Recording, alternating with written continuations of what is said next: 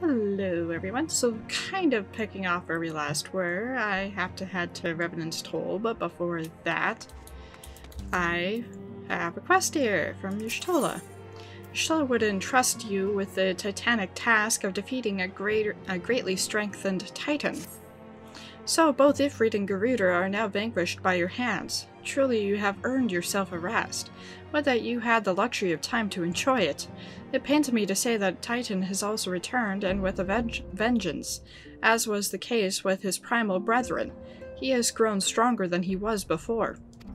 When I went about my investigation, all indications suggested that the kobolds were nowhere near ready to resume their summoning rites. But it turns out that they were deceiving us. I should have known better. The kobolds' subterranean domain runs deep, and they can easily hoard crystals with our being none the wiser. And a vast hoard it must have been. Till now, Garuda was the most powerful among the three recently active primals, but according to our latest readings, Titan has usurped that honor. A primal's might is determined by two factors: the amount of crystals it has gorged upon, and the fervor of its believers. I would like nothing more than to measure precisely how strong the Lord Craigs has become, but I fear the time for such prudence has run out. We have already received an official request for assistance from you, from the Maelstrom, and as you might expect, it's addressed to you. For your previous encounter with Titan, you traveled to his Demisne by way of the Aetheryte, first discovered by the Company of Heroes. Sad to say, this Aetheryte no longer seems to respond. But do not despair, for the Maelstrom has reportedly found another in its place. You will want to speak with Commander Riki at Maelstrom Command for the details. I cannot stress this enough, but Titan has grown fearsome strong. See to it you spare no preparation. And so we will go ahead and do that by teleporting to Limsa. Ashkta Riki. Ah, Celebrian of the Scions. Your presence is most welcome. I'm chagrined, I know how to say the word, blah. Thought we must turn to you again to lay Titan low. No doubt this is yesterday's news to you, but the Lord of Craigs has returned more ferocious and formidable than he was before. We cannot fathom how the kobolds were able to obtain such vast stores of crystals in so short of time. We will learn the answer in the coming moons, I suspect, but first things first. We need you to vanquish Titan before he and the kobolds have a chance to wreak havoc on Limsa. You have felled the primal before, and we believe that you can emerge victorious once more. We have learned of a new Aetheryte that will take you to the navel. It's situated deep within Ugamaro mines, not the most convenient of locations, admittedly, so you will have cut yourself a path. So you will have to cut yourself a path? Huh. We had an extra 2 in one dialogue, so here's where it's supposed to go. Please make all haste. Titan's mere presence emboldens the kobolds, and 'tis only a matter of time before they move in force against us. May the navigator guide you on your way, Celebrian. And so we will go do that quickly. And so it might look like it's right over there, but it's right over there, but it's not. We have to go around here first. And then over here. And then over here. And then over this way. This way. Didn't think something was right there. And here we are. Ugamaro Aetheryte. This will probably unlock Titan hard.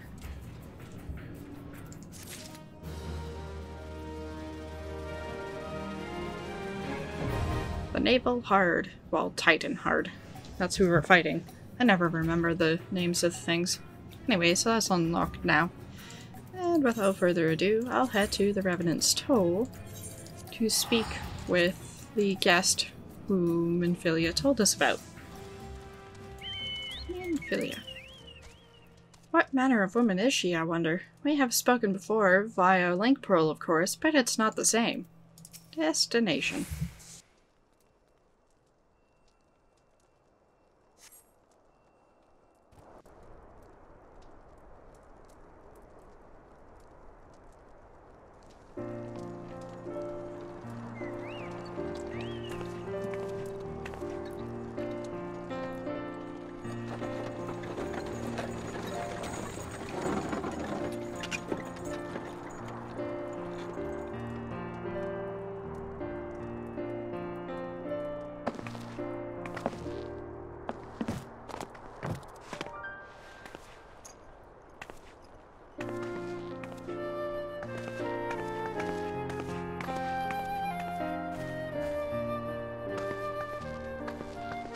Minfilia, am I right?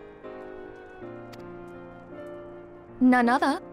I bid you welcome to Revenant's Toll, and thank you for traveling so far on such short notice.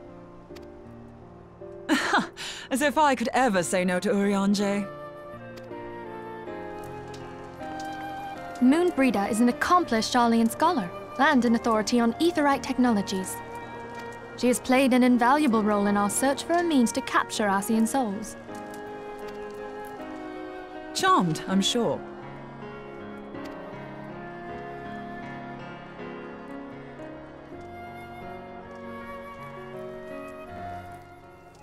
So charmed we're speechless. Durr. New Rita. For an outpost in an aether-rich wasteland, this place is a good deal livelier than I expected. Just goes to show that you never know until you know. Right. Let us return to the Rising Stones at once, then. We have much to discuss.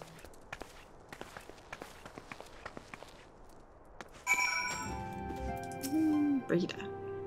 Is that Tube Simari on the wall back there? I'm amazed you managed to find all the pieces after, well, you know. I don't know, so what?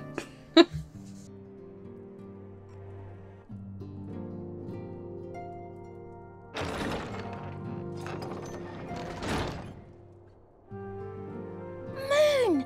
Gods, it's been ages! Oh, longer, sister. A joyous reunion indeed. Well, of course it is.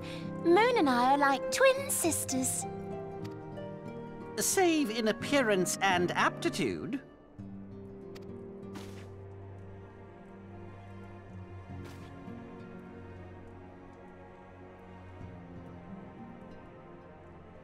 Everyone, if I could have your attention. We have with us an esteemed guest who has come from Sharlayan to assist us. I bid Moonbreeder join us here that she might share with us her extensive knowledge of aetherites. Also, as many of you are already aware, she has been overseeing our research into white auracite, a sample of which she has been good enough to bring with her.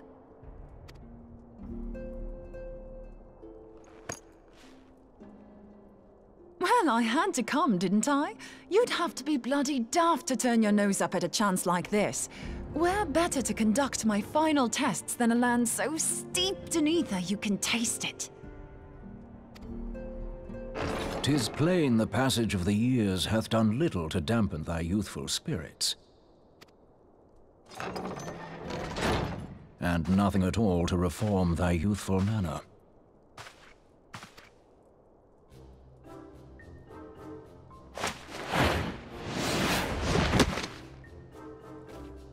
Urianger, where in the hells have you been hiding? Unhand me.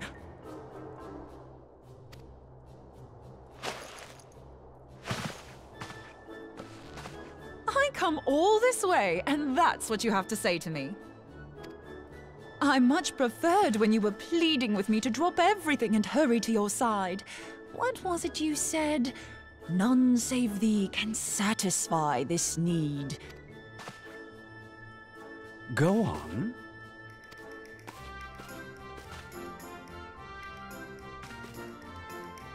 Thine artless attempts to misrepresent mine all too innocent motives do thee little credit. Mine intent, as well thou knowest, was but to impress upon thee the gravity of the circumstance.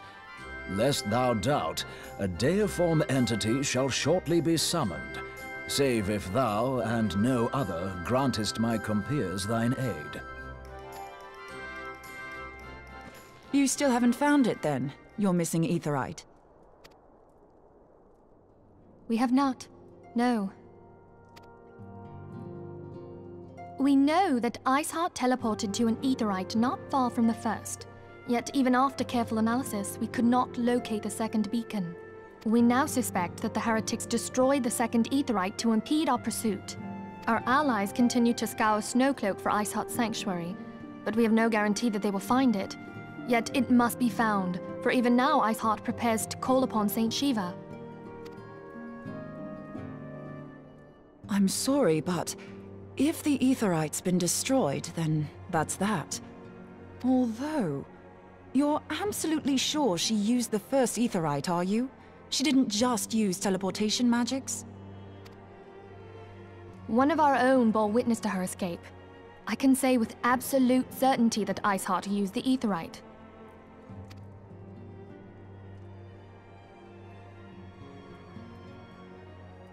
In that case, there might be a way, so long as the ethereal current is still flowing. Truly? How? We use the current to recreate the beacon. As you know, aetherites are a bit like lighthouses.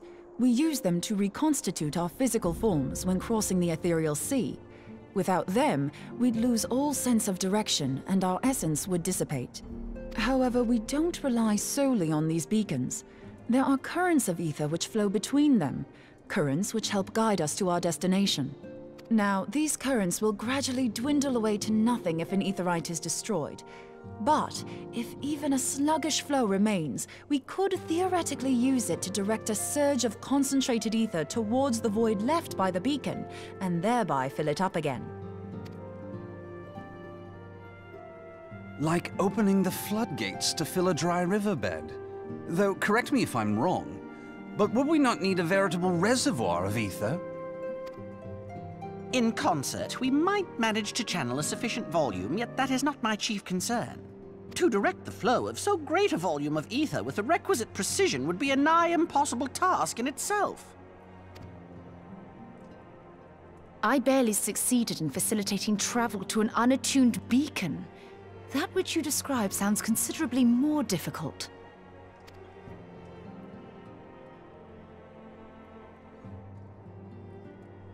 And dangerous. Every person who has attempted to teleport in this fashion has died in the process. They, however, did not have white auracite at their disposal. I can use it to channel all the ether you can give me into the aetherite. However, white auracite cannot retain ether for an extended period of time, so we would need to infuse it immediately beforehand. Just so you know, I'd confidently give this plan better than even odds of success. And if the worst comes to worst, your people won't suffer. Though it risk the lives of our best and brightest, we have not the time to seek other options. If the ethereal current still flows, we shall carry out Moonbreeder's plan. That's the spirit. Let's roll the dice.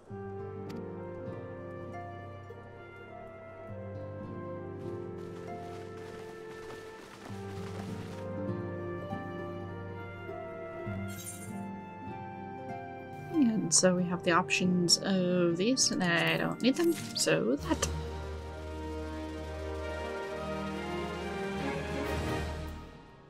Minfilia. A plan has been devised, and Minfilia would have it carried out without further delay. I have already informed Alphino of her plan to recreate the beacon in the manner Moonbreeda described. He agreed that despite the inherent danger, it represents our only hope of success. He also said he wished to meet with you at Snowcloak before proceeding. Expect you will find him waiting for you there when you arrive. want you to know that I appreciate everything you've done on our behalf, Celebrian, and that I have faith you will return to us, as you always have. And so off to Snowcloak we go, which is of course all the way over there. Brita. Trust in the power of White Auracite, Celebrian, and in me, of course. Elphino. Good to see you, Celebrian. I was starting to wonder if you were having second thoughts. Celebrian. Captain Ilbrid sends his regards, by the way. He attends to the interrogation of Eileen Roel in Ul'dah even as we speak. But I shall not distract you from the matter at hand. We can discuss the Ivy upon your return. I trust that, by which I mean to say, the others are waiting for us at the Aetheryte. After you, Scion.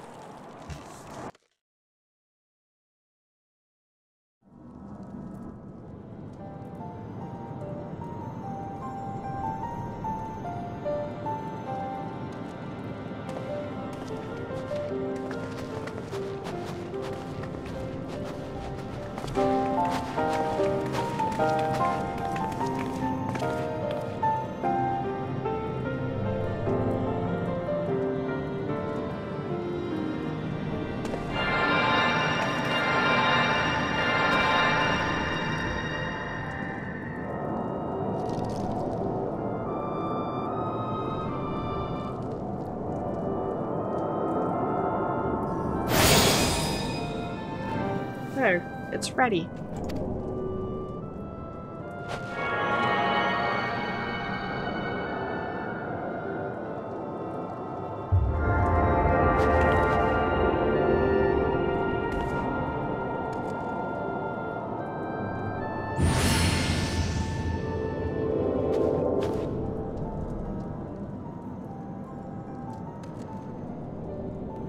Ha! It worked, I think.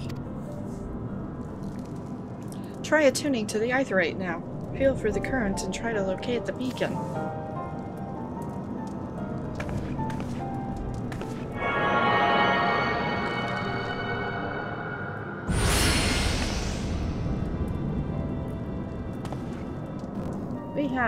We have done all we can, Celebrian. For now, let us withdraw. When your final preparations are complete, you must seek out the beacon we have created. If, by the grace of the 12, you arrive safely, you must stop Iceheart before she summons Shiva.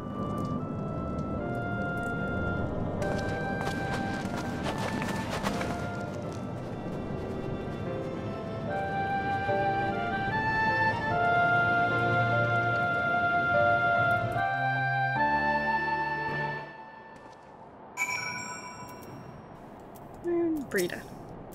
I have a mind to join you, but Urianger made me promise I wouldn't. Apparently the thought of me becoming Shiva's thrall was too much to bear. Humph. As if I'd give her the chance. Elphino. We cannot ignore the possibility that her actions have alerted Iceheart to our plans. Should that be the case, she might attempt to hasten the completion of the summoning ritual, and if she succeeds, you will have little choice but to face Shiva in battle. Knowing little of this saint, I cannot say if your own strength will suffice, and so I would encourage you to call upon your allies. Some may have reservations about wagering their lives on the success of Mubrita's experiment, but others will surely agree that desperate times call for desperate measures. Ah, before you assemble your party, pray speak with that knight. I believe he has a message for you from Sir Emmerich. Blah blah blah blah. Stellar Temple Knight. Madame, Sir Emmerich regrets that he could not be here in person, and asks that I read you this letter. Ahem. Ishgard faces an unprecedented threat, yet in our hour of need, it is not her knights who stand poised to defend her.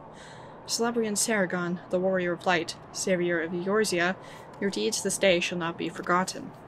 Where others would flee, you choose to remain. Where others would falter, you rise to the challenge. Where others would use their gifts for selfish ends, you wield yours in service to a greater cause. May Halone bless you with good fortune and see you safely home. And Ak-Afa Amphitheater Hard is now accessible. Yay! And here we go.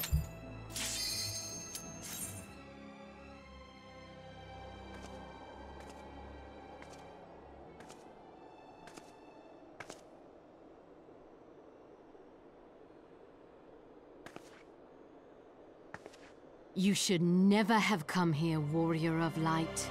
I labor only to forge a lasting peace.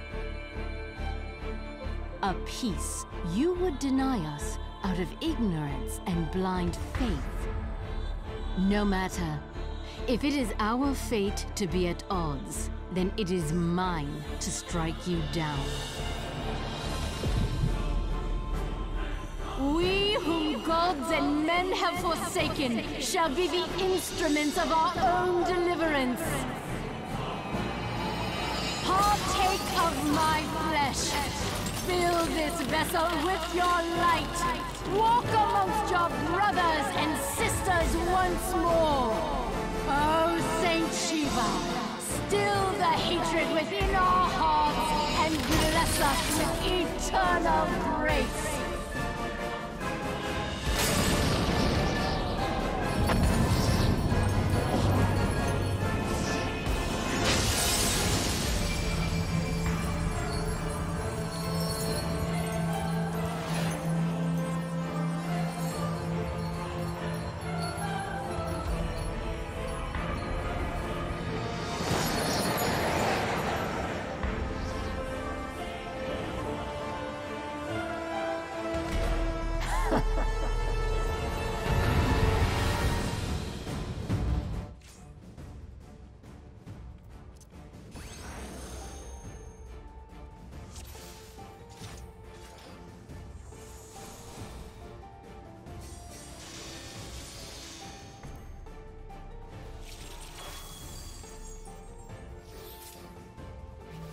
And here we go.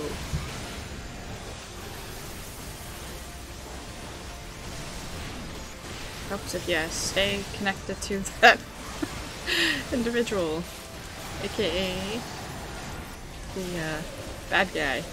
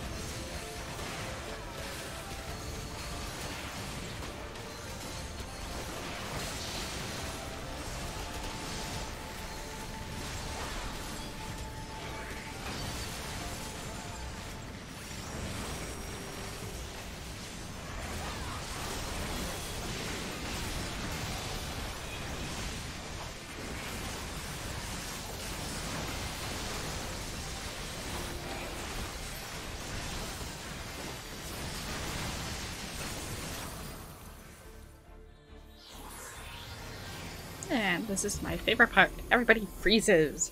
I mean, spoiler.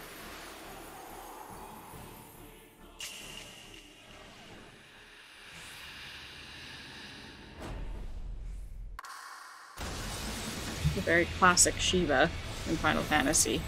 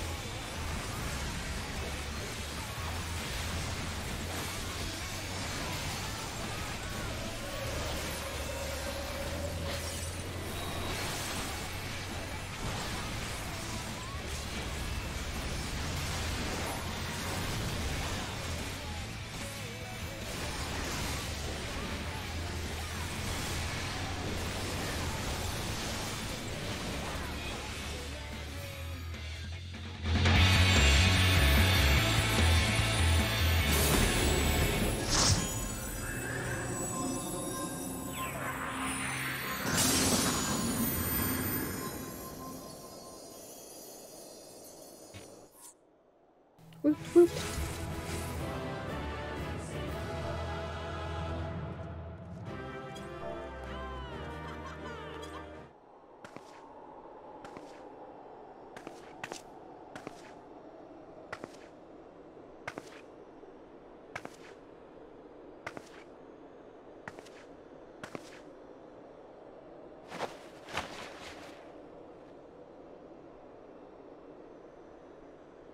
Fool. Blind, bloody fool.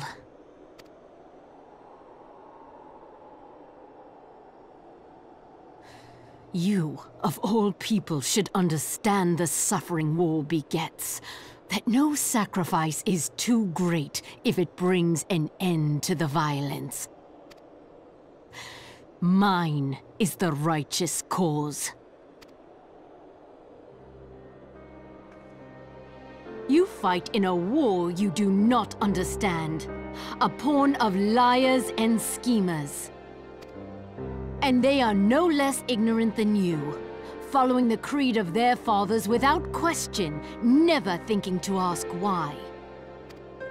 Trapped in a delusion of their own creation, and blind to the truth.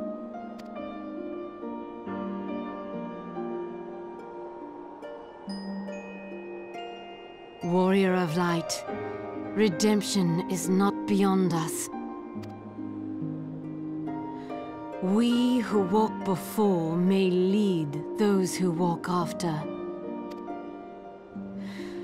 Seek the Keeper of the Lake. See with eyes unclouded. Do not squander Mother's gift.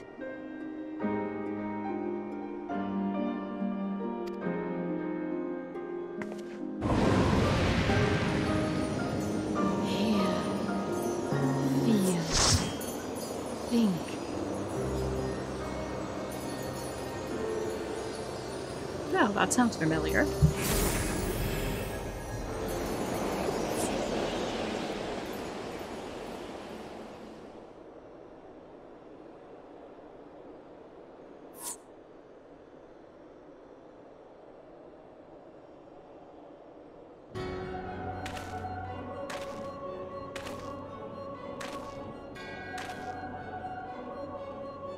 And so the vessel withdraws, a predictable outcome. Nevertheless, La Habrea will be pleased. How unfortunate.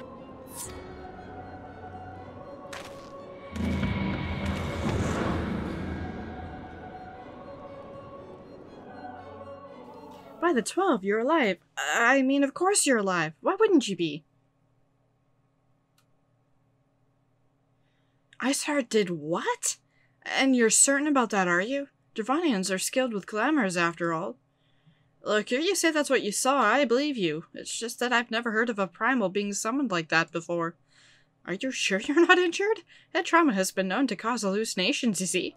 No? Fair enough. I was only asking. I wonder if the Stalwart Temple Knight has anything to say. 'Tis not a matter of training your eyes, I fear. Without foreknowledge or serendipity, we'll never find every tunnel. And the land conspires with the blah blah blah, same thing that you said before. Moon Brita. Ooh, new weapon. Bertang. And... oh, I guess I should do this first. See? Here's the glowy, shiny ones. And, there's a shield that's gonna be for that as well. It's too bad that oh no, it's this one. Oh, I quite like that. But I also like that. Too many choices! And I think you can craft these, but I don't know that they're gonna be shiny like that. Anyhow, Moon Brita, and I'll probably go with this just so it can go with the shield. But I do like the javelin. Lancer, Dragoon, Lancer's arm. Moon Brita remains unconvinced that you have not sustained a head injury.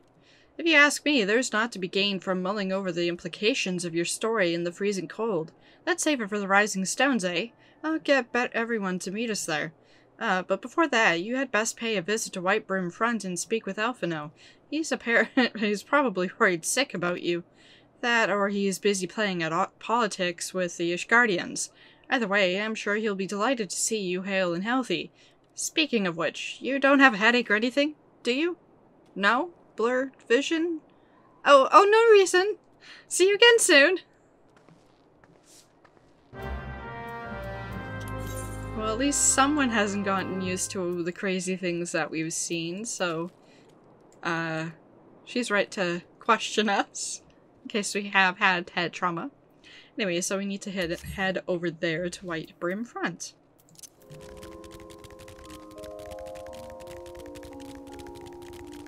That looks kind of pretty in the dark.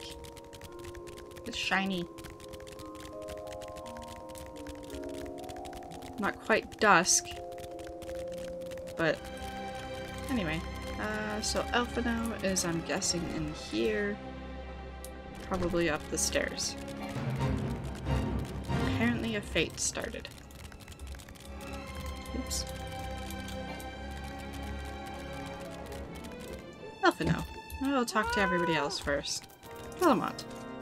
I still don't remember the first time you entered these chambers. Suffice it to say, I never imagined that I would one day be so glad of your return. Welcome, my friend. Welcome. Taciturn Temple Knight. 'Tis customary to report to one's commanding officer after completing a mission. Uh-huh. That you stand here now is proof of your mission's success. Praise be to Halone. Not Chocobo. Not Chocobo. Elfino. There she is, and none the worse for wear. Was there ever any doubt that the Warrior of Light would succeed? I think I speak for us all when I say that I should like nothing more than to hear the stirring tale of your victory, if you would be so kind. Well, this happened, and then that happened, and this happened. Then we were too late to prevent the summoning. But not too late to prevent further loss of life, an outcome worthy of celebration, and one for which we have Solarian to thank. Yes, you are right, of course, Sir Emmerich. We should be content with what we have accomplished. As I said that. I, for one, could not have wished for a better outcome. Shiva is no longer a threat, and the heretics have been routed. For now. Aye, there is the matter of Iceheart's escape, but she cannot run forever. Whether it takes days, weeks, moons, or even years, my knights will find her. In the meantime, Lord Guillemot, is the caravan ready? The supplies that your men recovered have been prepared for transport, in accordance with your wishes. Rest assured that my knights will see them safely to Revenant's Toll. Of that I have no doubt. I take it these are the self-same supplies the heretics stole from the House Four Toms caravan? Less the crystals which comprised the bulk of the shipment, yes. Scarcely a fraction of that which was promised, but a meaningful contribution to your cause all the same. Ah, on an unrelated note, Solarian, might I trouble you to accompany me to Camp Dragonhead at your earliest convenience? 'Tis not for my benefit. A certain lord was most distressed when he learned of your intent to risk life and limb to stop Iceheart. It took half a dozen knights to restrain him, I'm told. Men give vent to their anxieties in myriad ways. Pray do not think less of him.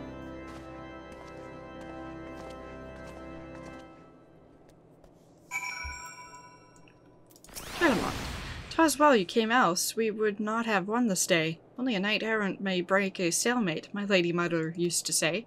Your deeds are known to all at the front, but false would I speak if I said you were accepted by all. Pride hardens resolve and hearts alike. Well, that's good to know. I bid you welcome to Whitebrim Front, and I beg your pardon for the scant comforts we have to offer. The Stone Vigil's restoration is proving to be quite a drain on our limited resources. And I won't speak to you just now. So, I'm not sure why I'm running down here, because I can just teleport there and speak to Haurchefant, who is probably going to be happy to see us back. And before I forget, I'm going to do that. And hippy hop, I went the wrong direction. I'm used to teleporting on the other side.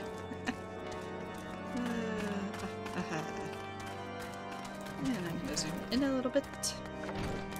Hoppity hoppity. Elfino. If our business here is concluded, we should attend to Sir Emmerich in the intercessory. Parsifal. What were you thinking, Celebrian?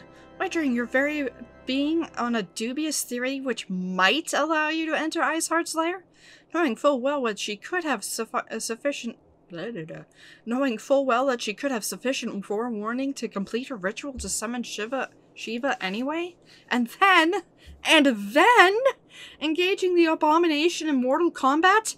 By the fury, Celebrian, 'tis the stuff of ballads, battle for the ages. Would that I had been there to fight by your side. Yet here I was forced to wait, condemned to wonder at the fate of a dear friend for a veritable eternity. I could not wish such torture on my most hated enemy. But you are here now, and that is what truly matters. Let us move on. Sir Emmerich wished to have words with you and Master Elfino in private. He awaits us in the intercessory.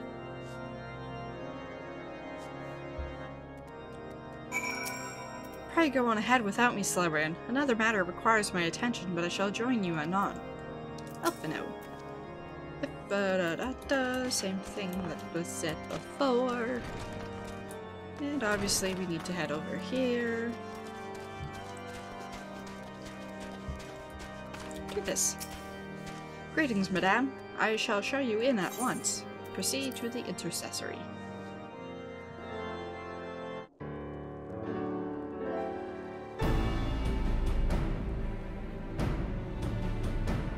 On behalf of the Holy See of Ishgard, allow me to express my deepest thanks. Never before have we been required to contend with a primal. Indeed, there were fears in some quarters that our knights might not be equal to the task. From what we have now learned of these beings, I can say with certainty that we would have lost a great many men had the Scions not intervened. Then the argument for preemptive action should be self-evident. Perchance now you will reconsider my proposal that Ishgard move against Nautalon. Ere we first met, a similar proposal was tabled, but the Holy See decreed that we were to observe, and that military action should be taken only in self-defense. All things considered, it was not an unreasonable decision. Since the calamity, 2 vigils have fallen to the Horde, while Garuda has never shown any inclination to storm the gates of judgment. Which is why this unprecedented crisis and its resolution may prompt a change in policy. You who have faced these primals know well the threat they pose. Ishgard did not. Not until now. And there is naught like a brush with death to change a man's outlook.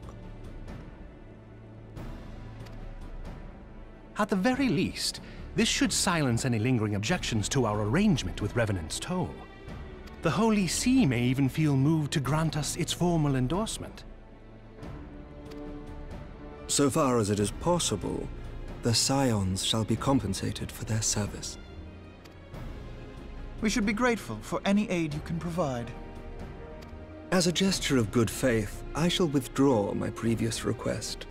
Your people are doubtless needed elsewhere. That will not be necessary. We, too, have a vested interest in watching Dravania's movements. I see. Once more, I must thank you. Sir Emmerich, if I may, do you truly believe that Midgardsormr could return? The heavens are a window unto truth, but those who interpret their movements are not infallible. I requested your involvement as a precautionary measure. But of course, you sought an excuse to compensate us from the first, mindful of what would happen if Revenant's Toll were taken by your enemies. Ishgard is not wont to aid its neighbors, but that does not preclude it from manipulating them to serve its own interests. Choose your next words carefully.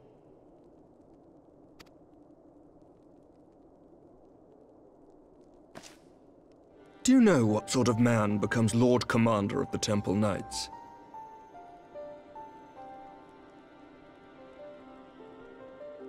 One who comes from good stock. I did not. Yet here I am. Now, why do you suppose that is?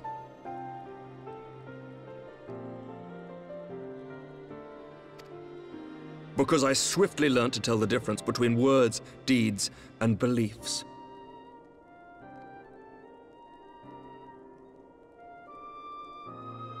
You are correct, Master Leveilleur. Ishgard desires to see Revenant's Toll flourish, as it would present a troublesome obstacle to our enemies from the south. We are so glad to be of use to you. As we are to you. Ours is a mutually beneficial arrangement, lest we forget, one born of necessity. The dragons grow more restless by the day, and the heretics harry us nigh without cease. We have contended with such troubles for centuries, but there are limits to even our endurance. Yet as a pauper is loath to part with his meager possessions, the leaders of Ishgard are not wont to render up their trust to outsiders. But with perseverance on our part, they may yet be made to see the light. Nevertheless, one must take care when walking the road less traveled. Wise words, Sir Emmerich. I shall make a point to remember them. I must apologize for my earlier outburst. I hope it will not sour our good relations. Not at all. You but spoke from the heart. I trust you understand that at times my duties may prevent me from meeting with you. On such occasions, my second-in-command will speak for me. Lucia, at your service. Pray excuse our reticence. We are but wary of speaking too freely, lest our sentiments be made known to our enemies. Know that the Lord Commander and I are of one mind. For the sake of Ishgard, and of Eorzea at large, I pray our peoples can put aside their differences. Those who dwell in the past risk losing sight of their future. Should aught befall one of our shipments, pray inform Lucia immediately. You may also relay to her any words you might have for me alone. Not being of Ishgardian birth, she owes no allegiance to any noble house, making her as near to incorruptible as one can find in my homeland. Suffice it to say, I trust her completely, and so may you. Which reminds me, Lord Orchefort, if you would be so kind. Certainly.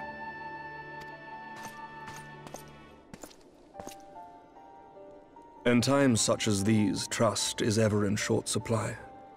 Mayhap this will go some way to rectify the problem. The results of our investigation into the heretics' recent attacks, as well as our interrogation of the merchant you detained. Sir Emmerich, I cannot thank you enough. Think nothing of it.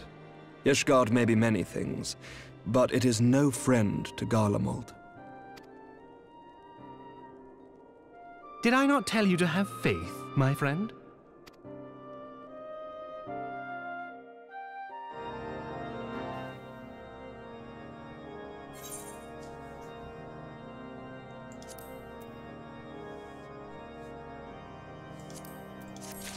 So I decided to go with the Lancer Dragoon-y thingy. Alphinaud. And here we have the bow. This is for the Conjurer White Mage. This is for Thaumaturge and Black Mage. And this one is for... oh, that's kind of cool. I'm assuming Summoner and Arcanist.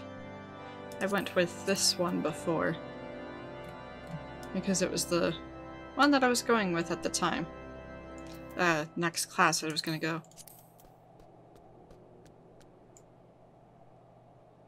I do kind of like that. So, I'm gonna go with that one next. For one with reason to celebrate, Alphinaud looks rather grim. It would seem we have much to discuss with our friends at the Rising Stones. If what you say is true, Iceheart's method of summoning Shiva defies all precedent. It necessitates a complete reappraisal of the primal threat and of our approach to combating it. Moreover, there are grave ramifications if word of this incident reaches Imperial ears. The Garlean Empire believes that primals are an insufferable menace, that their mere existence is the threat to this very star. As such, they deem any action taken against the beast tribes to be justified by default. Imagine then if it became known that it was not only the beast tribes of Eorzea that could summon primals, but her civilized peoples as well. Any lingering objections to the Eorzean campaign would vanish overnight. Where before we had to contend with a single Imperial Legion, we could well find ourselves facing the combined might of all Garlemald. But I speak unadvisedly. Come, Celebrian. It is better that we continue this conversation in Mordona. So, off to Mordona I go. And it looks like people are sitting in different places, so let's talk to them. Papillano, I do not fault Sir Emmerich for being less than forthcoming with his beliefs. Not even the Highborn are beyond the reach of the Inquisition. Y'shtola, true young leaders can be more amenable to new ideas. Then again, their lack of experience and influence can hinder their ability to enact reforms. Tataru, there's little fortune and far less fame in being a receptionist, but one must be realistic. Also, it would seem that I was grossly misinformed regarding the average earnings of a street performer. At least some sense came into you. Fleaman. Ah, forgive me, Slurrin. I thought I had prepared enough meals for everyone, but the others were most hungry. Oh well. Hey, Gary. Our stocks of wine have nearly run dry. The Charlian scholar is drinking us out of house and home. You hear that?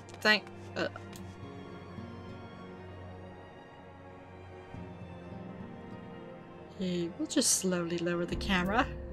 Ida, what you two do is your own business. Don't say I didn't warn you. What? Trying to tumble the table now, are we? Don't give up yet, boy. Ida, line him up.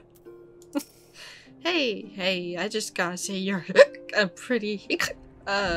you're alright.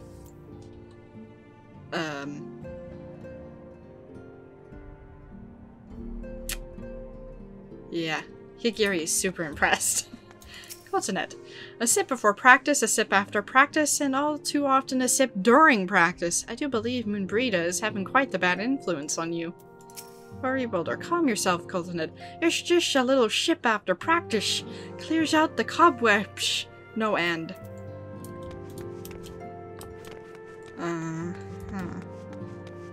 Well, that's it for everybody out here, so let's go talk to Minfilia.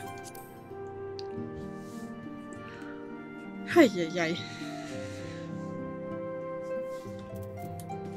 Minfilia. Words cannot well express how glad I am to see you return to us hale and whole. Needless to say, I am most eager to hear your account of that which occurred in Kurthis, assuming you're ready to speak of it. Excellent. I shall summon the others at once.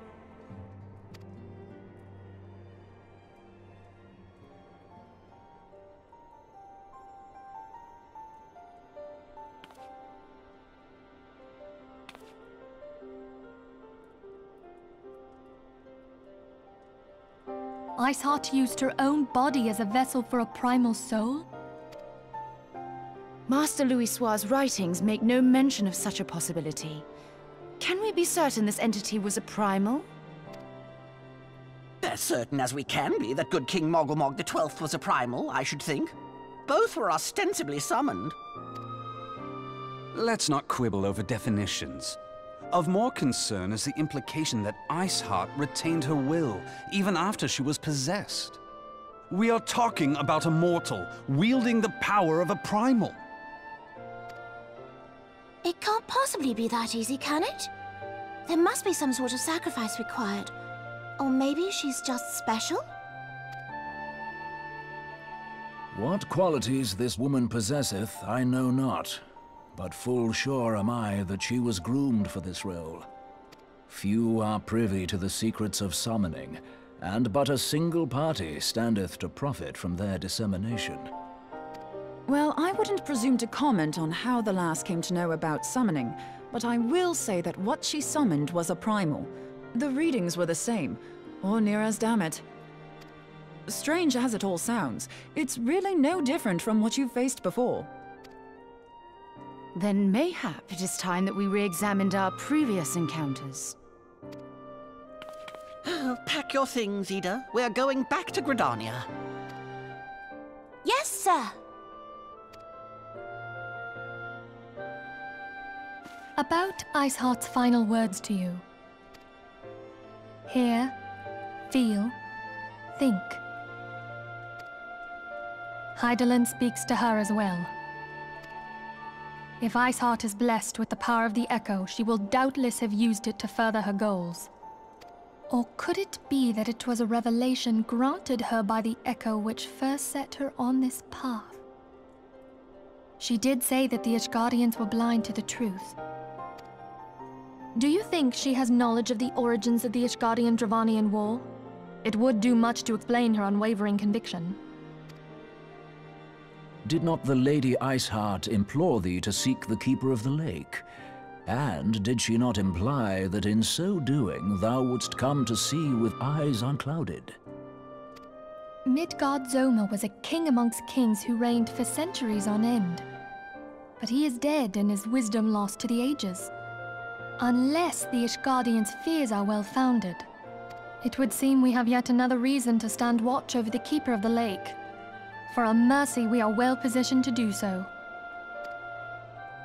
Iceheart, Shiva, Ascians, and Midgard-Zoma. I shudder to think how they're all connected.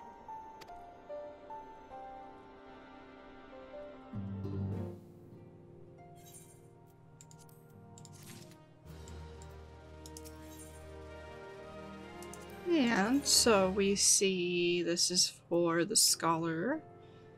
And this one is for the Rogue / Ninja. And then this is the Shield. And I quite like the Shield. And normally I would pick it, but I kind of like that too. Actually, I'm probably going to go with the Shield still. Minfilia would discuss how best to proceed in light of recent developments. I mean to scour the annals for knowledge of Midgard-Zoma, given his great age. I dare say he appears in more than a few... Do you hear that? The commotion outside? Would you see if aught is amiss? I guess so. Exit the Rising Stones. And for the question of Minfilia? No, did not hear.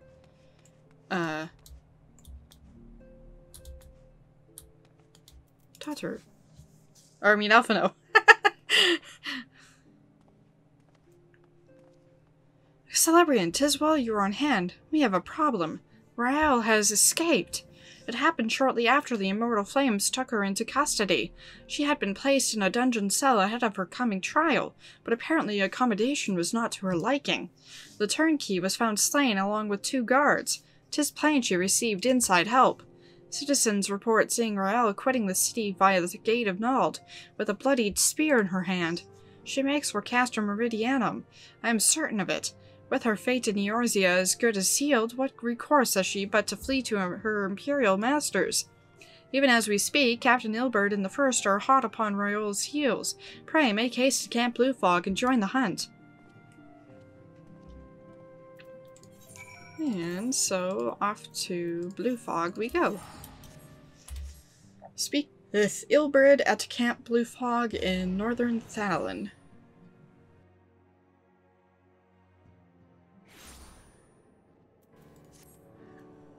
And he's apparently right there.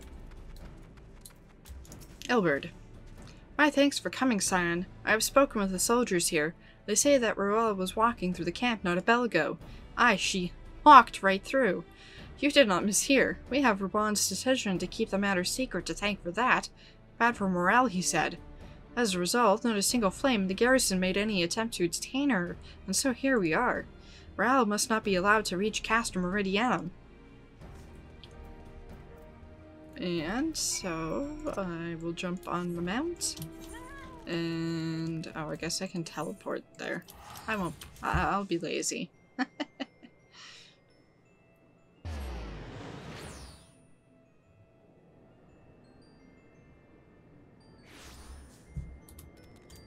And we must needs head, this way.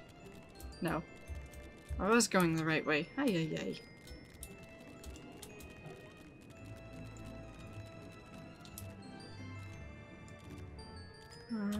Right here. Yu Hase. Was that really necessary? I'd better be compensated for the additional exertion you caused me. What?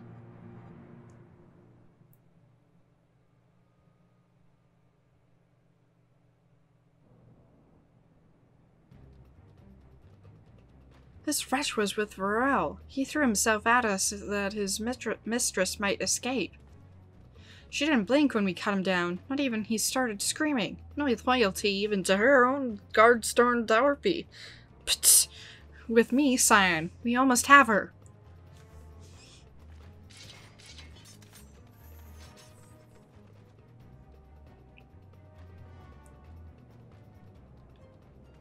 Well, I guess it's confirmed she's definitely a Garlean.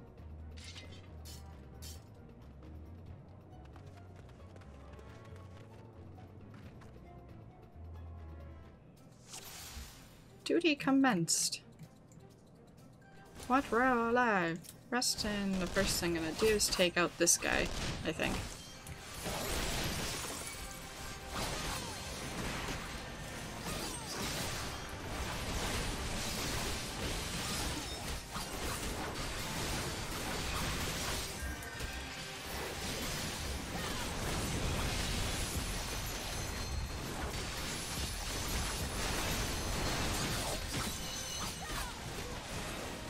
I want Varel alive. Kill the rest for yours, yeah.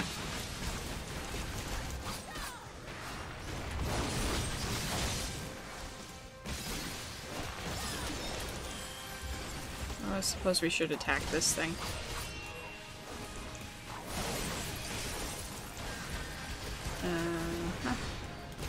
We'll go for this one here.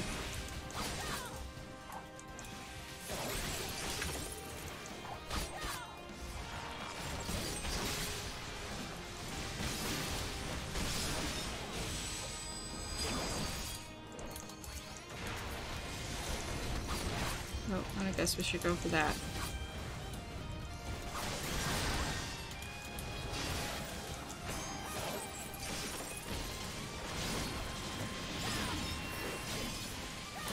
Oh. And that is tethered to it. So I guess I need to kill this.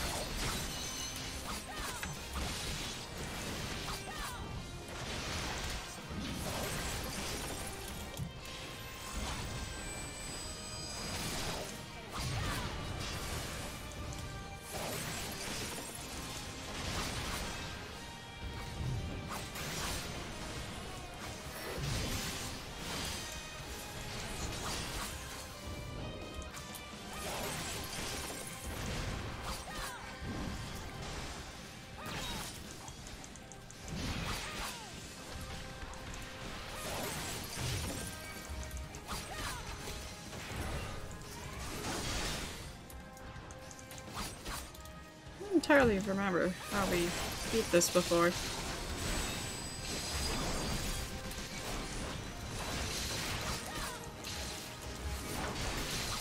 Forgive us our lateness. We're in your debt. Yugiri something something something.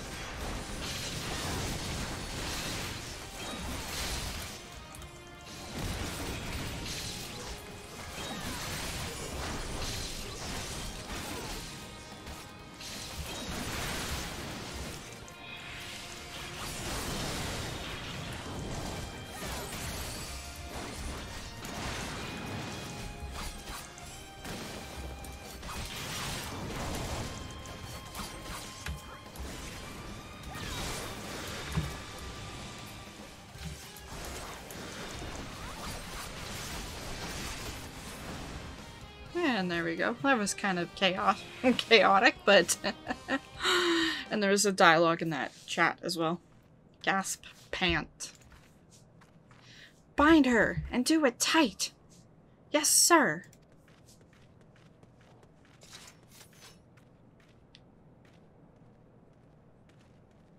Good work, men.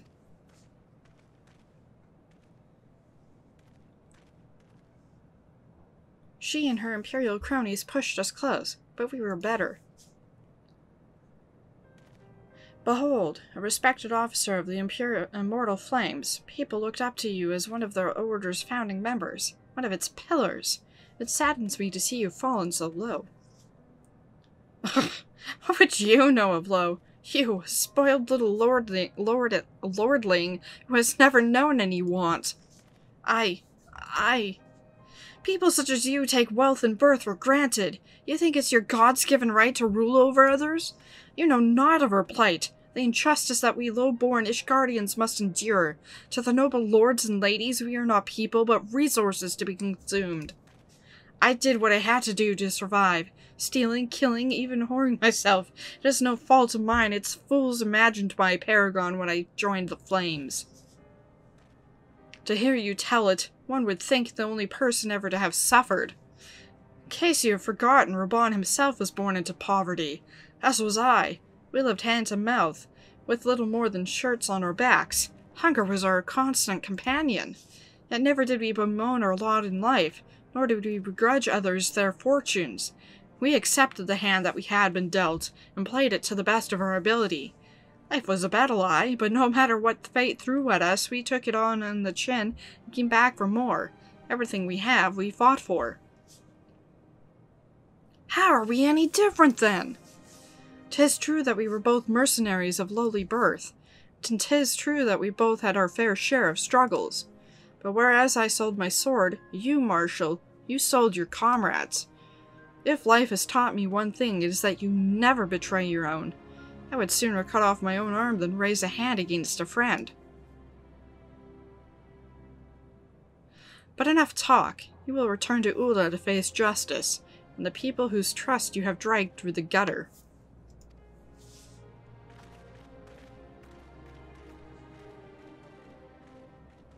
Mumble, mumble, marble, marble. And you'll understand my mumble, mumble, mumble, mumble eventually.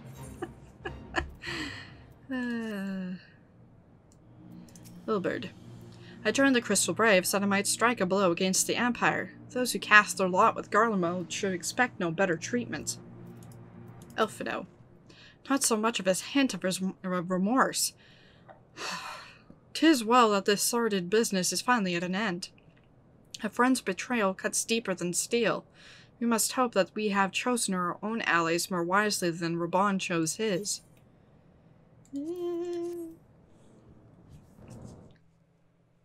We will see. I have heard. Truly bothersome business.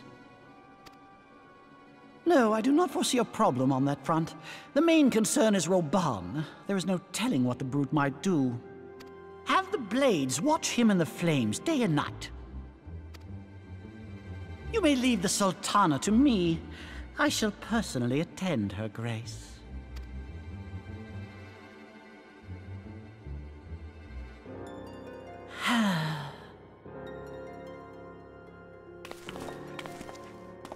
Sever one of the East Aldenard trade routes. That ought to keep Lolorito occupied for a while.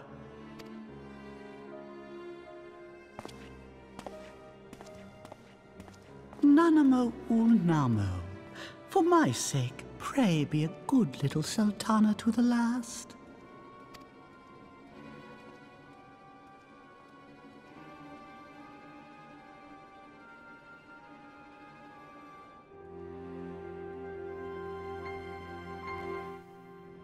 Dun dun dun.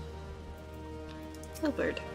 Like Roel, I once made my way as a mercenary, and like her, I did more than a few things I'm not proud of. But never did I betray my own. There are depths to which a man should not sink. Elfino. Elfino would ask another favor of you. Captain Ilbert and I have a few questions for the Flame Marshal regarding the circumstances of her miraculous escape. When we have completed our interrogation, we shall take our findings directly to General Raban, and that shall be the end of it. Your work here is done, my friend.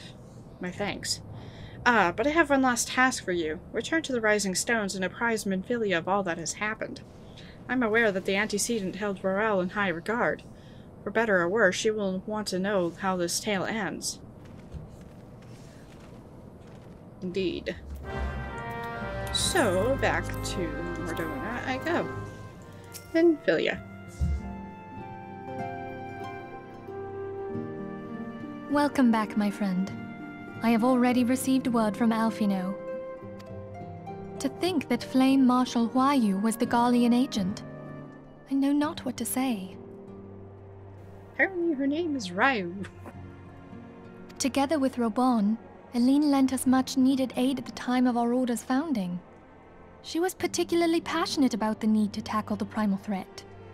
When we discussed the subject, her eyes fairly shone with determination. Whatever else she may have been, I choose to believe that it was her true self with whom I spoke then. But now is not the time to dwell on such matters. I have an important announcement to make regarding our effort to defeat the Ascians. We shall begin as soon as everyone is assembled. AKA in 2 seconds. 1, 2. My thanks for coming, friends. Moonbreeder, the floor is yours.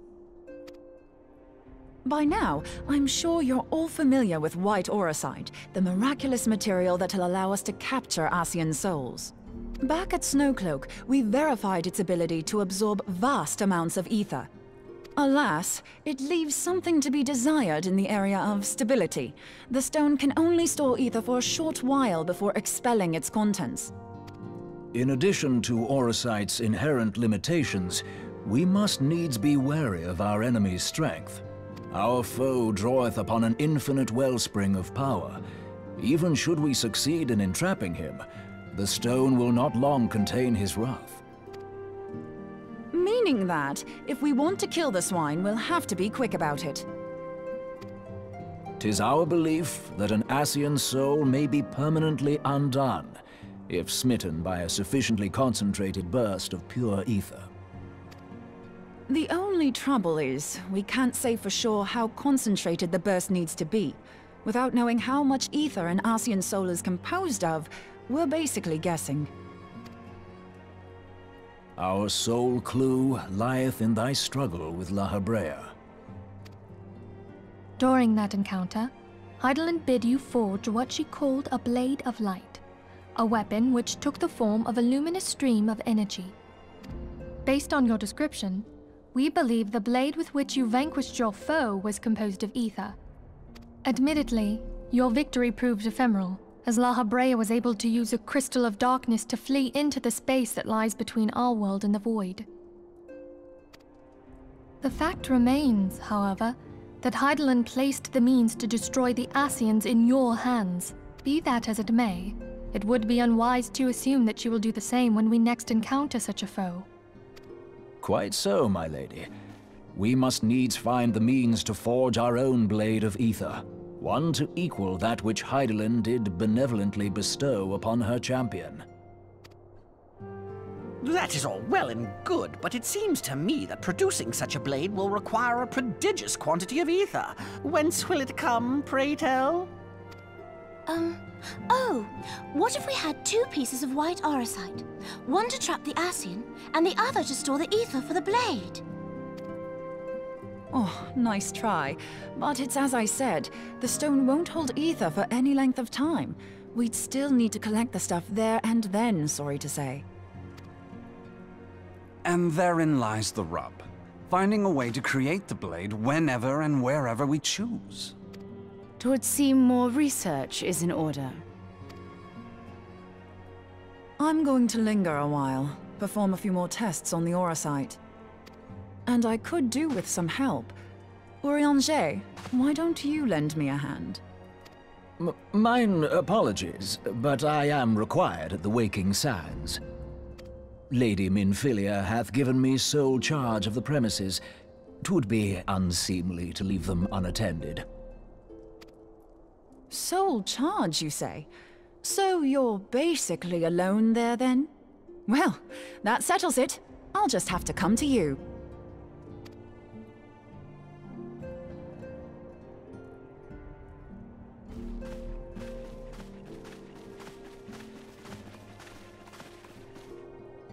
While you were afield, word arrived from the Sharlayan motherland.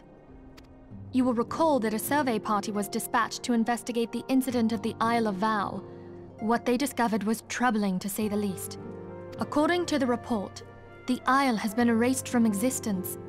'Twas as if a hole had been torn in the very fabric of reality. Aye, yet the mystery endeth not with the isle's disappearance. It hath come to light that a number of scholars in various other locales were reported missing at a similar juncture.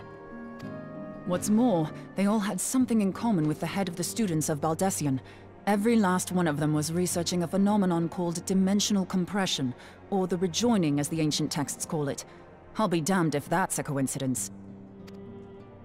All indications suggest Ascian involvement, but I sense that a force greater still is at work. The entity the Dark Beings call the One True God. We must pray that my dear friend Krile regains consciousness soon. If she bore witness to the Isle of Val's final moments, she may be able to shed some light on this mystery.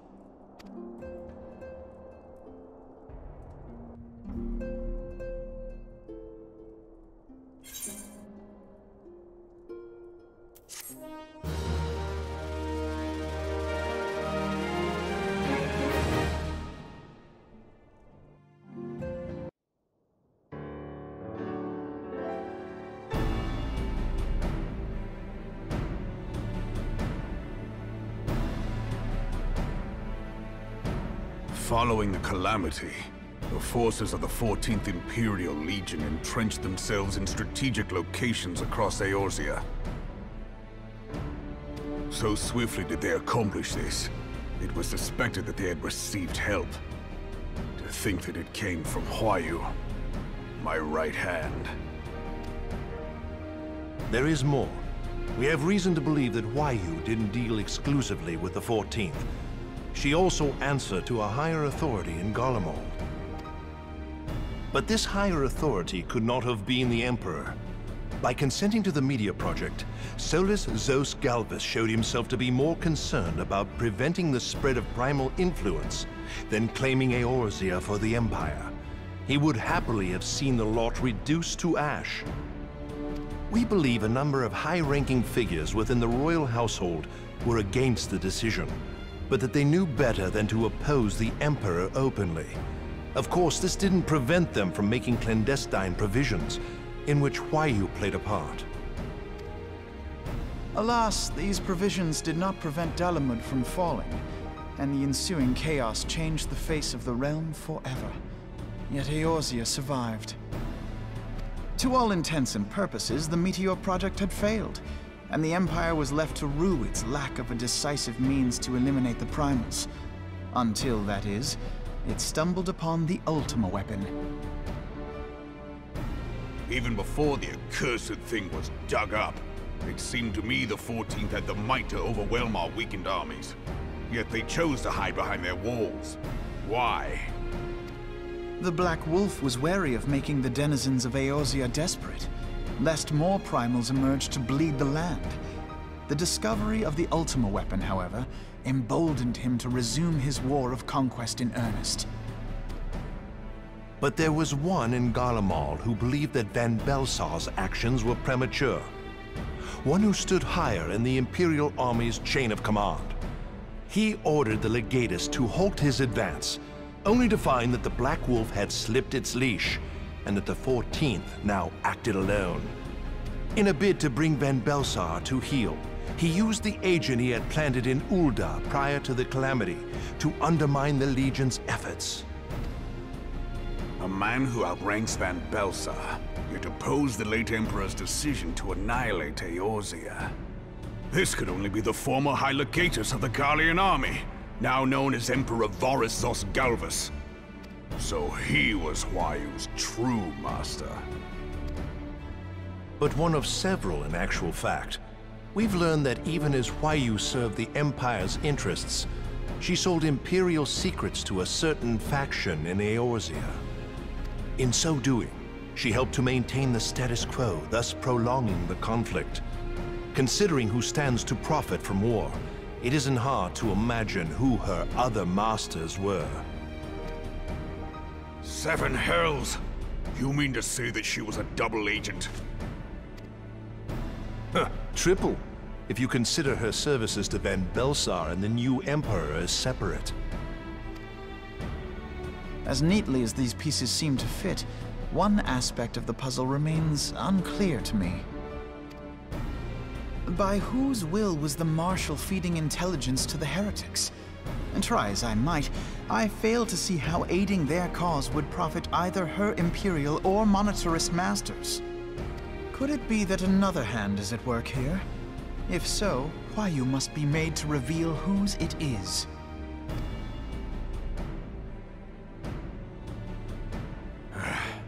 Not only have I lost a trusted friend, now I must interrogate her as a stranger. Not a pleasant task, I grant you, but a necessary one. Unless we weed out the ivy, root, stalk, and stem, it will simply grow back. I know that full well. Those closest to Huayu have already been detained, and I will question them alongside her. General, pray keep in mind that there may be unwitting abettors among them. All will be treated fairly. On that you have my word. Those who are innocent have no cause to fear. You have ever been a friend of truth, General.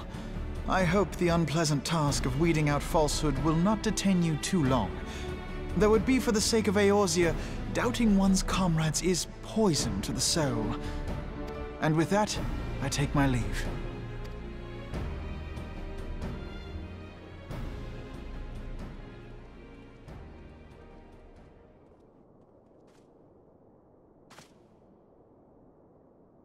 All these years, I've been made to dance to their tune. How could you, Huayu? How could you side with them?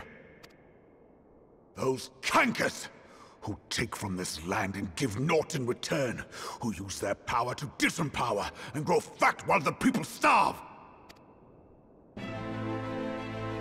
I know you can hear me, Monetarist scum! Your crimes will not go unpunished! Today I will purge this land of your sickness! Before the eyes of the 12, I swear it!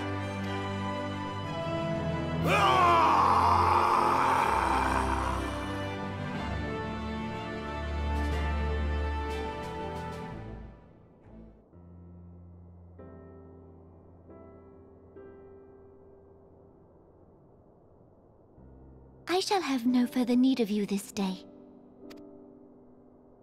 Your Grace.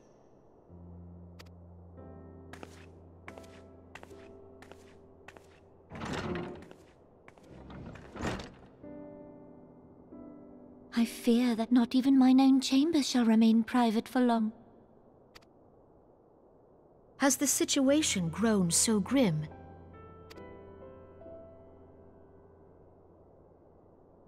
Ever since he proposed the Cartiner Reclamation Bill, Teleji Adeleji has risen to greater prominence upon the backs of impoverished refugees. The Monetarists were ever united in their pursuit of profit, but the man's actions have torn a rift in their ranks. They snap at each other as rabid dogs. Yet now is not the time to be bickering among ourselves. If this bickering is a threat to law and order, might you not have grounds to dissolve the Syndicate? Would that the solution were so simple, Admiral. Alas, my moving to dissolve the Syndicate is certain to spark outrage among the influential merchant class, whom the Cabal represents. This would serve to exacerbate the current unrest, and peace would slip still further away. Be they rich or poor, natives or refugees, all who reside in Ul'dah have a right to pursue happiness. It is the duty of a ruler to protect this right. If I am to perform my duty, I must needs tread warily. It would not do to make enemies heedlessly. Were Lord Lolorito here, he would doubtless say that I have my head in the clouds. A ruler is required to take a wide view.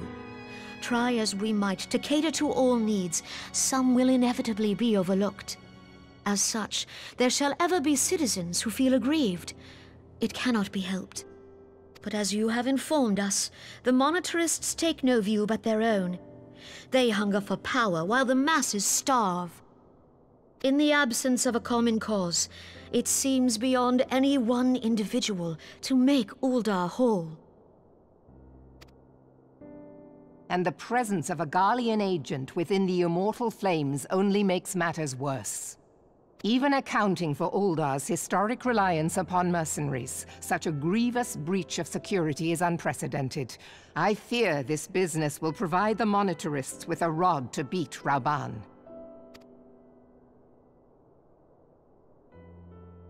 Eorzea can ill afford for the Immortal Flames to be dampened now.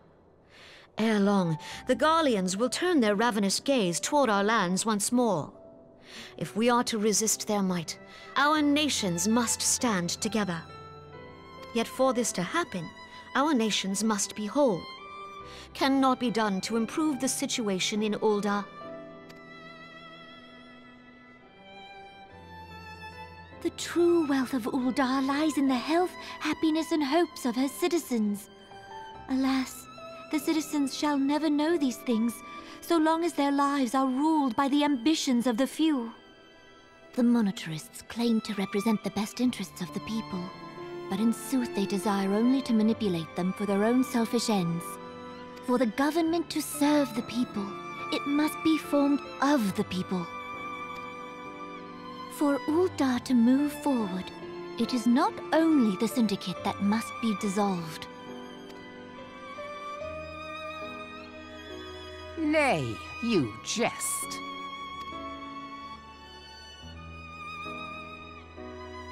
My friends, it was for no other reason than to make known to you mine intent that I requested your presence here. When I make my declaration to the people, chaos shall inevitably ensue.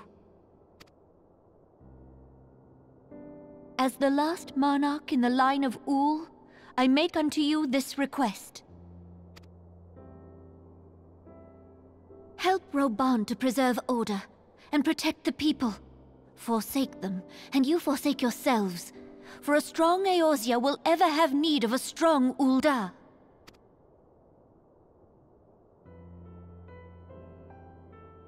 Your Grace, are you certain of this?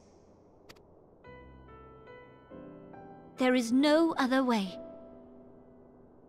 When the time is ripe, the nation shall become a true republic. Both royalists and monetarists shall cease to be. Ul'dah will no longer belong to kings or queens or merchant princes, but to her people.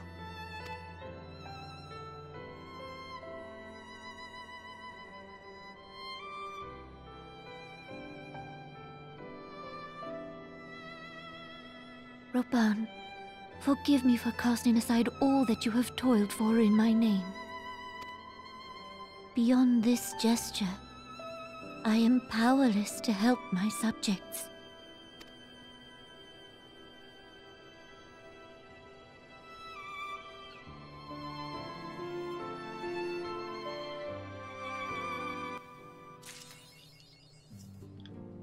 And apparently we need to do the Naval Hard. So I will do that on my own, and so I guess I'll leave it for this video. Thanks for watching.